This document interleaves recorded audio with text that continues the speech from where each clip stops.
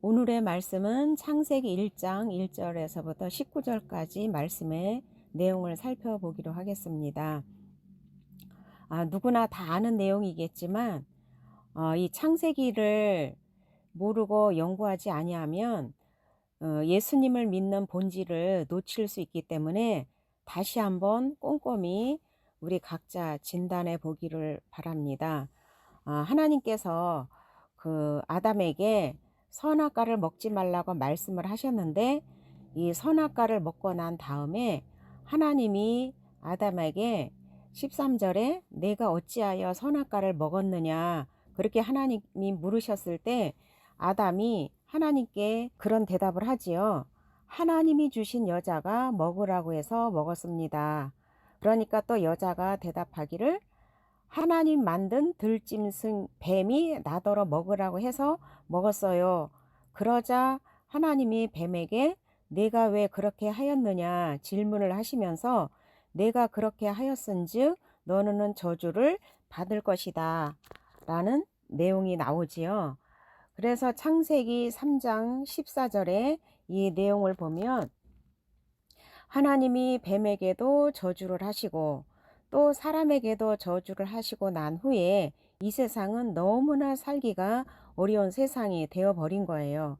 하나님의 백성이 된 사람들의 마음 가운데도 하나님의 은혜와 하나님의 은혜에서 이 벗어난 상태가 교차되면서 갈등을 많이 일으키게 된다는 거예요. 하나님의 은혜가 충만할 때는 하나님의 말씀에 순종을 잘하고 하나님이 잘 믿어지는데, 이 하나님의 은혜에서 조금이라도 비켜선 상태가 되면 과연 하나님이 나를 통해서 역사를 하실까?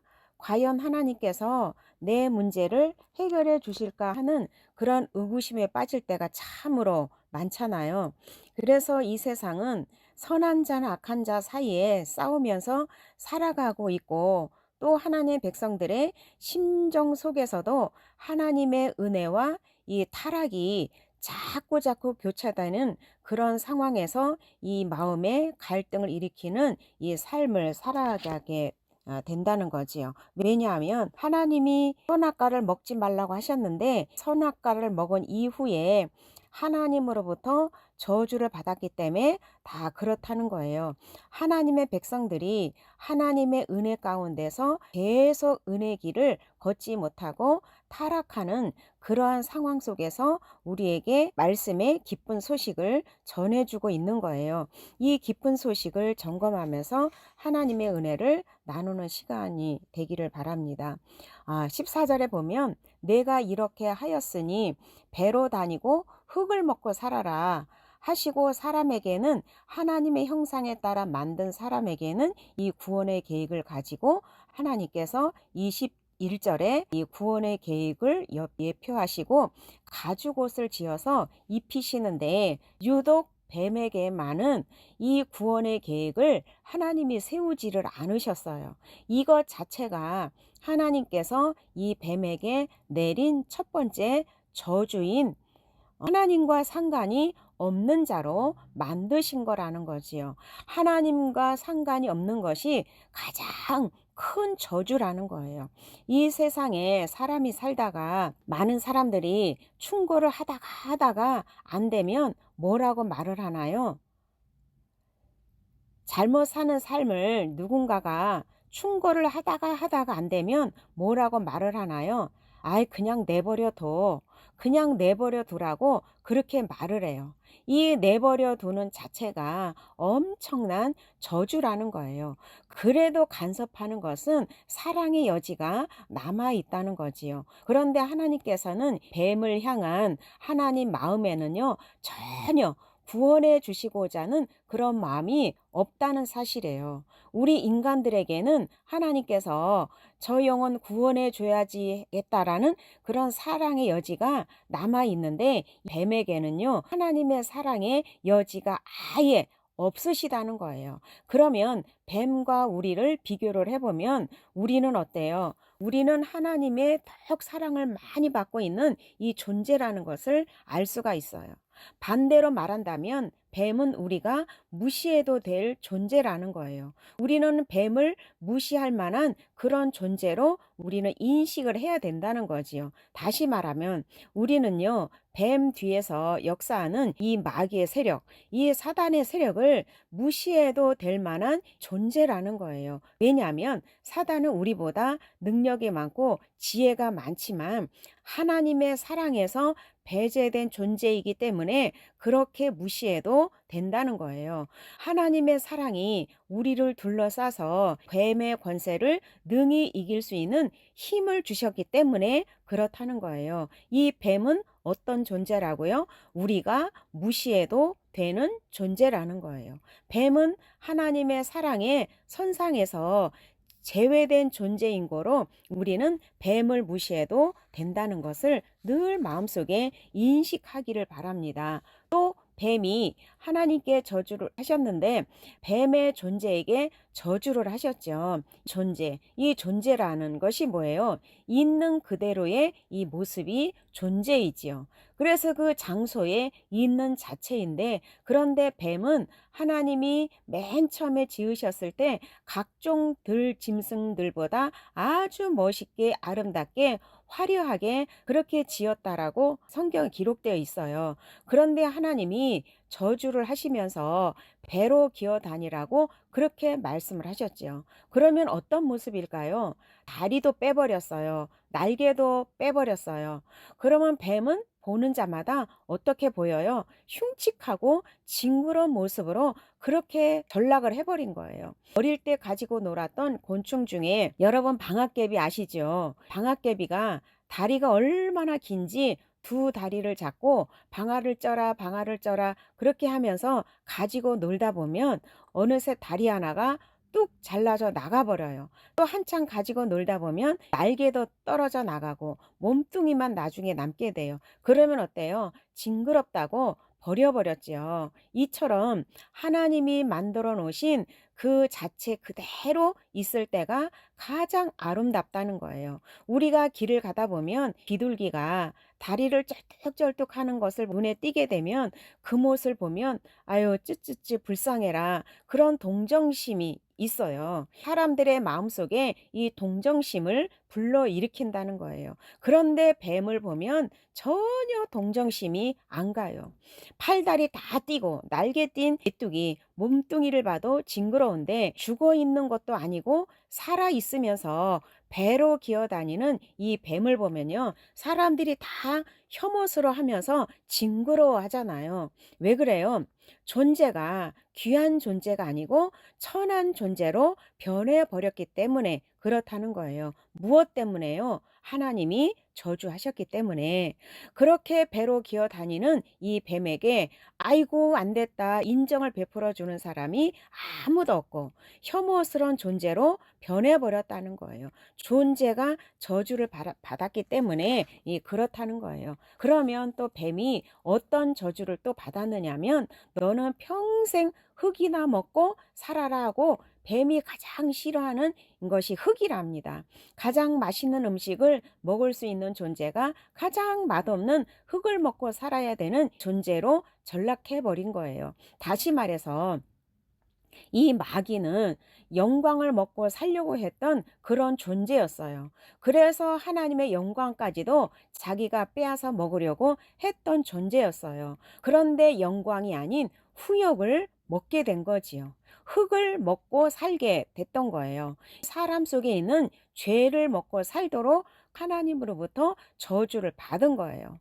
하나님이 사람을 흙으로 만드셨다고 말씀하셨죠. 그리고 하나님이 사람에게 저주하시기를 너는 흙이니 흙으로 돌아갈 것이니라 하고 19절에 말씀을 하셔요. 이 육체는요, 흙으로 만들어졌기 때문에 육체 자체는 흙으로 돌아갈 수밖에 없는 존재인 거예요. 그렇다면 우리 육체 속에는 이 흙의 성분이 있기 때문에 뱀이 와서 흙을 먹고 산다는 거예요. 그런데 이것은 이성으로 혼으로는 절대로 이해가 되지 아니에요.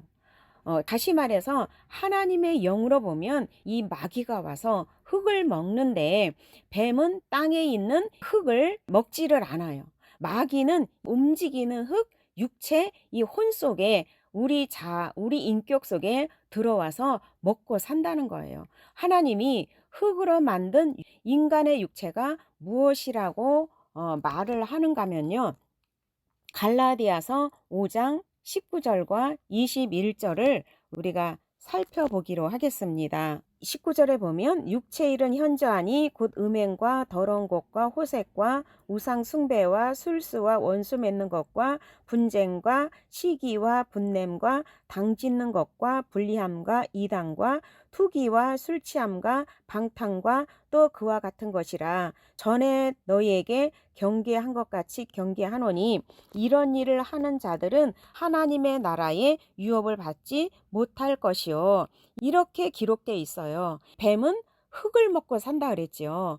뱀 뒤에서 역사했던 이 마귀는 인간의 흙인 육체 속에 들어와 자아와 인격을 먹고 산다 그랬지요.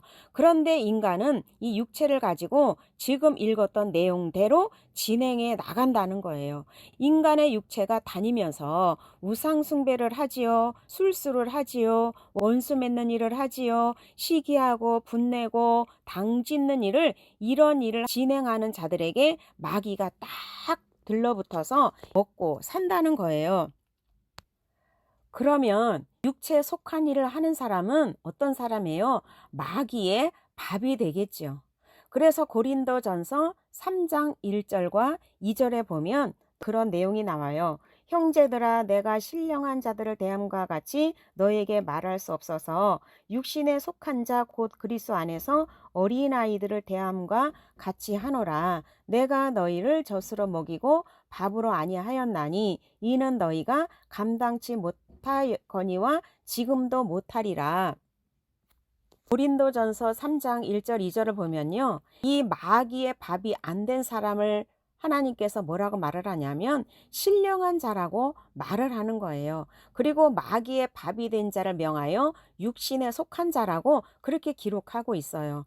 이렇게 하나님께서 뱀에게 흙을 먹고 살아라 말씀하시고 그 뒤에서 역사하는 마귀에게는 인간의 몸을 먹고 살아라 하나님이 허락을 하셨어요. 그래서 인간의 육체를 먹고 살라고 하나님이 허락을 했기 때문에 마귀는 합법적으로 인간의 혼 속에 자아 속에 들어와서 먹고 산다는 거예요. 그러면 어떤 사람은 완전히 마귀에게 장악당하고 사는 사람이 있을 것이고, 또 어떤 사람은 반만 장악당하고 사는 사람이 있을 것이고, 또 어떤 사람은 나는 절대 마귀에게 내 혼을, 내 인격을 내어줄 수 없다라고 신령하게 사는 사람도 있다는 거예요. 그런데 육신에 속해서 이 마귀의 밥이 됐다가 또 하나님의 일꾼이 됐다가 하는 이 사람에게 아예 또 마귀의 밥 속에서 허우적거리는 이러한 사람에게 하나님이 주시는 굉장히 기쁜 소식을 전해주는 거예요. 그것이 무엇이냐면 구원의 소식이라는 거예요. 구원의 소식이 뭐냐면 내가 너로 여자와 원수되게 하고 너의 후손도 여자의 후손과 원수되게 하리니 여자의 후손은 내 머리를 상하게 할 것이요 너는 그의 발꿈치를 상하게 할 것이라. 하나님께서 무슨 저주를 내려요? 관계 속에서, 관계 가운데 저주를 내려요. 뱀에게 내린 이 저주예요. 뱀에게 내린 저주가 어떤 거냐면 첫 번째로 하나님에게서 떨어져 나가는 그런 저주를 내리셨고요. 두 번째로 비참한 존재로서 존재적 저주가 내려졌고요. 또 세 번째로는 관계 속에 이 저주를 내리셨어요. 어떤 관계예요? 여자와 뱀의 관계. 그래서 창세기 3장 1절과 5절에 보면 처음에는 뱀하고 여자하고 아주 짝짝꿍하면서 에덴 동산에서 잘 놀았대요. 그래서 뱀하고 여자는 아주 친밀한 그런 관계였다는 거예요. 서로 이야기도 했을 것이고 또 하나님을 찬양을 했을 것이고 또 여러 가지로 친밀하게 그렇게 지냈을 것 같아요. 그런데 하나님으로부터 저주를 받은 후부터는 뱀과 여자는 원수 관계가 되어버린 거예요. 왜 그래요? 뱀이 여자에게 금단의 열매를 먹게 충동질했기 때문에 이 친밀한 관계가 깨져서 원수 관계가 된 거예요. 그냥 보여지는 관계가 원수 관계가 된 것뿐만 아니라 영원한 원수 관계가 되어버린 거예요. 언제부터요? 하나님이 말씀을 선포하시는 그 순간부터예요. 예수님이 십자가에서 마귀의 정수리를 깨뜨린 그때도, 또 다음에는 예수님의 재림 때까지, 예수님의 이 세상의 모든 영혼들을 통치하실 때에 완전히 원수 관계가 이루어지게 됐지요. 그래서 뱀에게 내린 이 저주는요, 사람에게는 엄청나게 위험한 관계지만 이 신령한 자에게는 전혀 영향력을 미칠 수 없는 그런 관계가 되었다는 사실을 우리는 알아야 된다는 거예요. 그렇다면 우리는 어떻게 해야 될까요? 이 뱀에게 내린 저주를 안 우리는요, 어떻게 대처를 해야 할까요? 이 신령한 사람은요, 계속 신령한 삶을 살아야 될 것이고, 또 그 뱀, 그 마귀, 아무것도 아니구나, 정말 종이 호랑이구나, 예수님께 내쫓김을 당한 존재라는 이런 사실을 실제적으로 깨달아야 돼요. 그래서 이 마귀는, 뱀은 인간관계 속에서 원수된 존재예요. 이제 뱀하고는 친할 필요가 없구나 생각한다면 이 마귀의 꾀임을 단호하게 잘라버릴 수 있다라는 거예요. 그런데 세월을 방탕하게 사는 것이 육체에 속한 자가 하는 것이고, 그런 자에게는 마귀가 딱 달라붙어서 집을 짓고 산다는 거예요.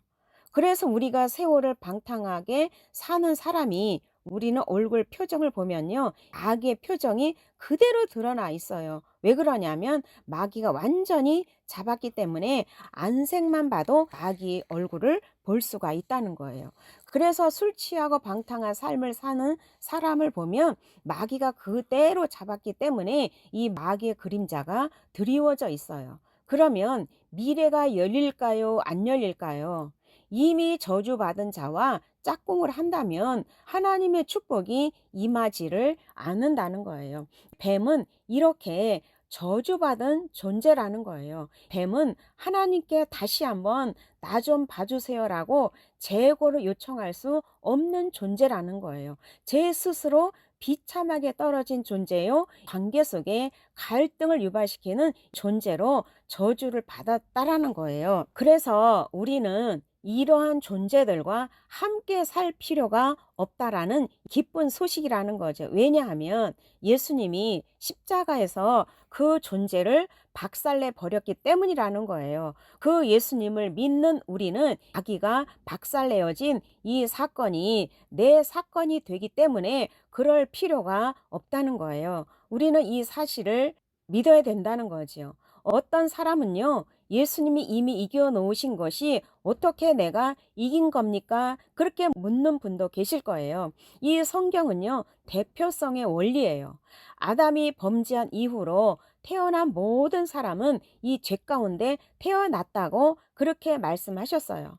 내가 죄도 안 졌는데 내가 왜 죄인입니까? 그러지만 내 안에 이미 죄의 증거가 나타난다는 거예요. 아담으로 말미암은 죄가, 정과된 죄가 내 속에서 드러난다는 거지요. 누가 안 가르쳐 주어도 이 죄 성분이 이게 드러나게 돼요. 그래서 아담으로부터 전가받은 죄를 해결해 주시려고 예수님이 십자가에서 죄를 박살내시고 예수님의 의를 가져다가 우리에게 예수님의 의를 전가시켜 주셨는데, 예수님의 전가된 그 의를 우리가 믿음으로 받아들이면 내 속에서 예수님의 의가 생겼다는 사실을 알게 된다는 거예요. 이와 같이 예수님이 마귀를 박살내어 버렸다면 그것을 믿는 우리 속에도 마귀를 대적할 수 있는 힘이 생겼다는 사실을 우리는 알아야 된다는 거지요. 예수님으로부터 용서받은 이 의는 마귀를 박살내는 능력이 있다는 거예요. 인간의 육체 속에 들어와 역사하는 이 마귀의 정체를 알았으니까 이제 우리는 속지 않아도 된다는 거예요. 하나님께서 우리 인생들에게 행복하게 살 수 있는 모든 길을 다 열어 놓으셨어요. 그리고는 하나님께서 우리로 하여금 매 순간마다 선택을 하며 살도록 그렇게 만들어 놓으셨어요. 그래서 예수님이 오셔서 죄를 멸하시고 마귀를 멸하신 진리와 하나 되는 사람은 마귀에게 속지 아니하고 예수님의 십자가를 꼭 부여잡고 날마다 예수님과 함께 승리하는 삶을 살 수 있도록 이미 다 예수님이 십자가 아래서 다 해결해 놓으셨다라는 사실이에요. 뱀에게 내린 저주가 뭐라 그랬어요? 하나님에게서 완전히 떨어 나가는 그런 저주를 받았다 그랬죠. 그리고 두 번째는 아주 비참한 존재로서 존재적 저주가 내렸다 그랬어요. 하나님이 사랑해 줄 구원의 여지가 전혀 없는 그런 존재라 그랬어요. 그리고 세 번째로 관계 속에 저주를 내렸다 그랬어요. 하나님 관계 속에서도 저주고 또 인간 관계 속에서도 완전한 저주를 내렸다 그랬어요. 그래서 우리는 하나님께서 마귀에게 이 내린 저주를 확실하게 알고 이제는 마귀를 대적하고 예수님이 십자가에서 이뤄 놓으신 그 죄를 멸하고 마귀를 멸하신 이 진리와 함께 날마다 승리하는 이런 삶을 살도록 우리에게 요구하시고 또 그 요구한 대로 우리가 살아드릴 때에 하나님께서는 십자가에서 이루신 이 모든 것을 우리가 이루어내는 걸 보시면서 굉장히 기뻐하신다는 사실이에요. 그래서 마귀를 알고 내 속에 있는 정죄받은 죄를 알게 되면 하나님의 십자가 사랑이 얼마나 우리에게 귀한지 우리는 알게 된다는 거예요. 그래서 우리가 예수님을 믿는 목적을 정확하게 알고 이 기초 진리에 튼튼하게 세워진다면 예수님 앞에 가는 그날까지 마귀에게 종로로 타지 아니하고 항상 내 속에 있는 나의 죄성을 다스리고 정복하는 그런 삶을 성령님과 동행하며 날마다 승리하는 그런 삶을 살게 될 줄 믿습니다. 말씀을 기억하시면서 기도하는 시간을 갖도록 하겠습니다.